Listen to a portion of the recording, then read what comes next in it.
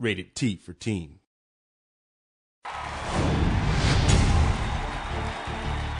What's up, guys? Nevin Dravinsky, producer on UFC Undisputed 2010, coming to you from the famed Black House Gym, once again in an undisclosed location somewhere in Los Angeles, California. I'm joined here by Mr. Ed Soares, co-owner of the Black House Gym. Thank you so much. Oh, it's my pleasure. We're going to talk today about some of the improvements and enhancements to the UFC Undisputed 2010 career mode. I think what you'll find is a much more immersive experience, much more representative of what real fighters go through. We have weigh-ins, a lot more interviews. We also have this concept of starting rivalries, and you get to kind of pick a fighter voice, and throughout the interviews you can decide what kind of response you're going to give about your opponent, about your sponsors. I mean, Ed, you've been a manager for a long time. You've kind of gone through this. I never really get any sort of antagonistic feelings from your guys. Is it just absolute confidence that these guys have? Definitely his confidence, but I just think that all of our guys are really good guys, and they're, all of the guys I manage, I tell people all the time, it's more like a family. It's more a group of guys that there's no one that I manage that I wouldn't let stay at my house. The game will actually track how you actually proceed in the game. If you're a guy that does a lot of head kicks in the game, eventually your opponents will start taking you down, or going to the ground, trying to exploit your weakness. Rogan and Goldberg might call out, like, the guy's knocked out his last 5 opponents via head kick, so you can't use the same game plan over and over again.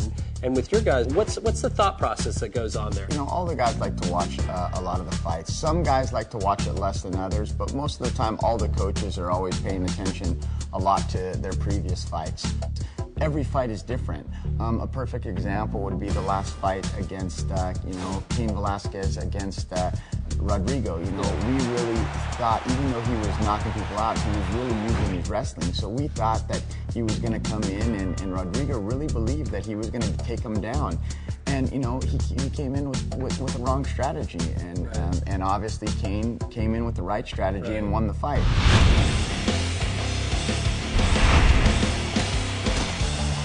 So much like in the real UFC, we give players the opportunity to train at different camps. This year it's not boxer, wrestler, Muay Thai, Jiu-Jitsu guy. You're just learning specific moves, and you go work with members of these camps to get these moves. So for example, if I'm in, heavyweight, I work with Junior and, on his boxing, and I work with Nogueira on my Jiu-Jitsu. And as a result, I'll get these specific moves that I'll be able to apply to my fighter. So, in career mode, on top of being able to create my own fighter, I could create my body type, my weight class, what brand shorts I wear, what sponsors I have, and then I can also choose what camp I want to go train in. Correct. And all of these things get unlocked in tiers. When you first start out in your career, nobody knows you, nobody wants to sponsor you, But if you fight better, if you start winning, people will start to recognize you, notice you, and want to offer you stuff. You've had like a long career in history with these guys and kind of watched them all grow up. They came from all different places. Lyoto, he got his first fight in the U.S. here, was in the WFA. And what a great segue, in our career mode, we have this aspect of where instead of, jumping right into the UFC, you actually start off your fights in the WFA, much like Lyoto, and then at some point, if you perform well, you actually get to move up into the UFC.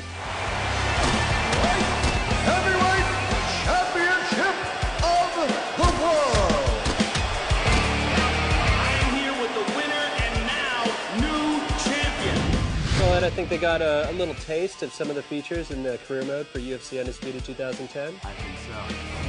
For the full interview, go to community.ufcundisputed.com.